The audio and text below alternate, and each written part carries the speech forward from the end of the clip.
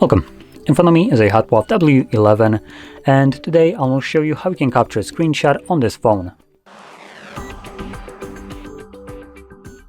So to get started, you will want to open up content that you wish to capture. I'll be using home screen as an example for this, so it's already open and visible on my display.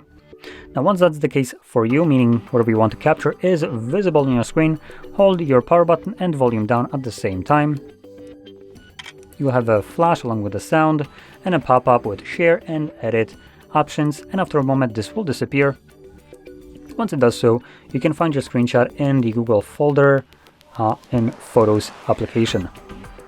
Disregard that, that's a video recording. So normally you would be located in the Photos tab right here, and in here you'll find a bunch of categories. One of those should be screenshots. Now that's one way you can locate your screenshots. So the newest one obviously will be visible right here as the first one. You can also tap on the screenshot as a text, and this will open up the album of it, or you can navigate into search and the screenshots in here, and it basically does the same thing.